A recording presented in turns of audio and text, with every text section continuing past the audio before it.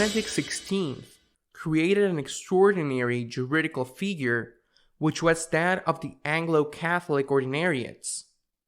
It was about welcoming into the Catholic Church those Anglicans who felt disappointed and frustrated with their church, the Anglican Church.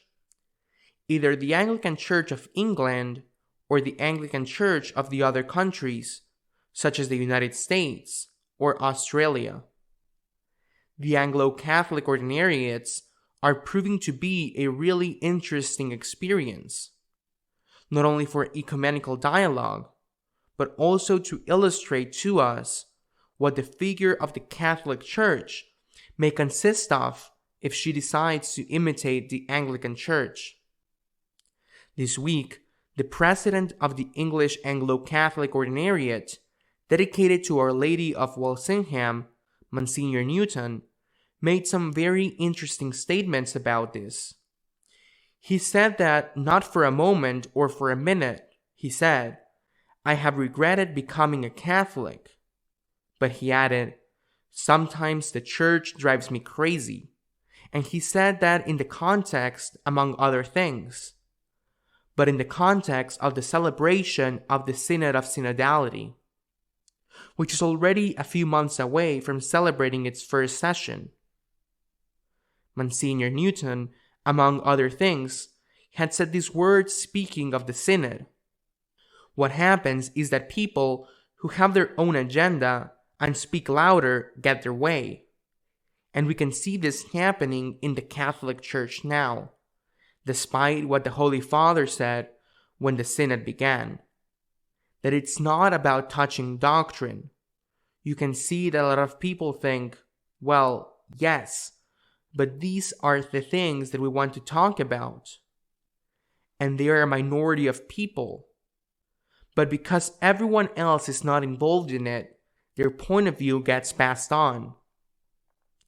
They say that people are concerned about those issues, while most Catholics are not concerned about the issues I mentioned. That is Monsignor Newton's opinion.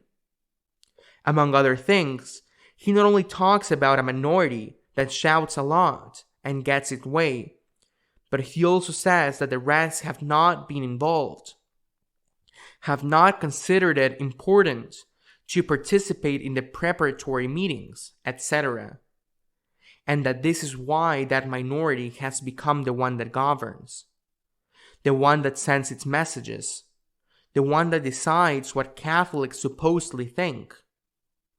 We must ask ourselves why so many who are critical of the content of the resolutions that have already been contributed to the central organization of the Synod, why so many who are critical have not participated more?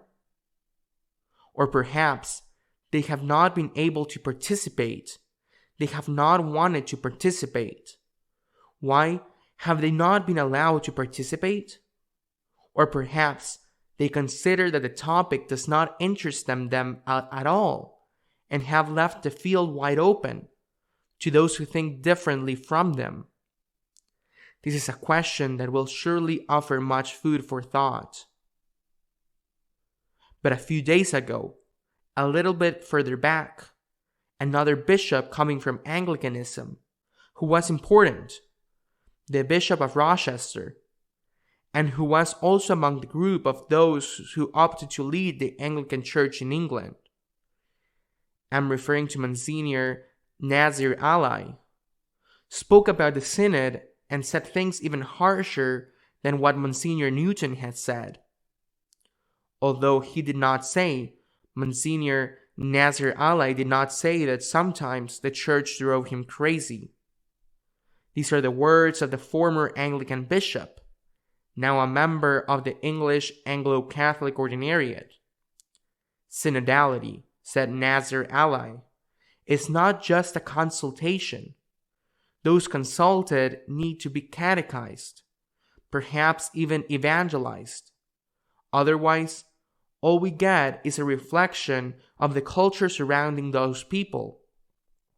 Consulting the people of God is different from being pressured by activists. The sensus fidelium is not what the laity and priest may think at any given moment, but the correspondence between the bishops and every last one of the faithful throughout the world over the centuries. The sensus fidei must be permeated by what the apostolic tradition has always taught, and must articulate the thought of the Church through the centuries also in the present.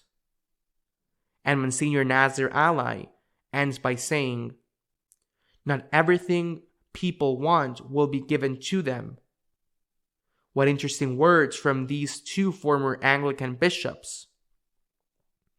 We must insist that they come from Anglicanism, which is an absolutely synodal church. They hold every few years what they call the Lambeth Conference in the outskirts of London. They hold a conference there and decide by vote whether they will be priestesses or not, female bishops or not, whether they will bless homosexual couples or not. Everything is decided by vote, and from those meetings come out, of course, rules that may or may not be applied in different countries. A very serious internal rift has just occurred within Anglicanism over the blessing of homosexual couples. The African and Asian bloc in the general has separated from the Anglican Mother Church of England. But why? Because things are decided by votes. Coming from that experience that the votes decide things, that the votes decide morals, liturgy, even dogma. Coming from the experience, both former Anglican bishops are very skeptical about the Synod of synodality. If it's about, as Monsignor Nazir Ali says, if it is about knowing the opinion of the people, the opinion of the world, there's no need for a synod. We already know it, and it has been expressed very well. It is being expressed very well by the German Synod. Complete, almost complete change of sexual morality, introduction of women in the priesthood, acceptance of people who are in mortal sin in communion, from there everything else. If that is what it is all about, there is no need for any consultation, because it is already known. Then, what is this all about? What is the synod for? What is the synod of synodality for, if what it is about is to know the opinion of the people? I think that what Monsignor Nazir Ali says is right. Those people who participate in the synod of synodality should be well formed in the faith.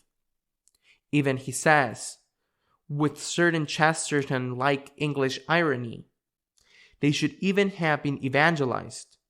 He goes up to that level. And if not, that is just the expression of what the world thinks. Is it about knowing the opinion of the people, or is it about something else? Is the synod an opportunity to see how we can face the future and how we can evangelize better, or is it about something else? Deep down, some people think. Deep down, it is a trap. That is, to make the synod the voice of one opinion of the world. To make everyone see that this is the overwhelming majority opinion of the church. And to add that if opinion is not followed, if the things that those people think are not carried out, people are going to leave the church because they are disappointed with what the church offers them. Is that what it's all about? The Pope, Monsignor Nazir Ali, recalls, and Monsignor Newton recalls, the Pope has said that the church is not a democracy, that it is not a matter of deciding by a vote what is true and what is false, and what is good and what is bad. He has said that, and I have no reason to believe otherwise. Now, if that is so, if the church is not a democracy, and we cannot decide by votes the truth or malice of things, If that is so, then what is the Synod for?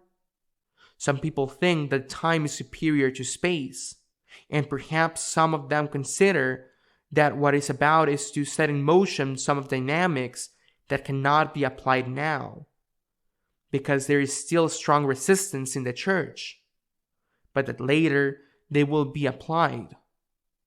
Let us set the movement in motion. Let us create a current of opinion that cannot be rejected at a given moment. And when the time comes, when the time is ripe, which is greater than space, when the time is ripe, then all that will be applied. Is that the objective of the Synod? To start to prepare the way, not so that it will be applied now, but so that what is decided now will become an opinion so strong and so intense that no one will be able to stop its application. Is that the objective of the Synod? If it were, I insist, the Synod would be a trap. But those who think this was surely forget that, if time is superior to space, God is superior to time. History is full of great people with all the power in the world who have wanted to tie up the future and leave everything tied up and well tied up. History is full of the disappointment that these great people must have felt from the grave when they saw that their plans were not put into practice. Time is superior to space, but God is also the Lord of time. Let us put ourselves in God's hands, and let us not allow ourselves to be deceived.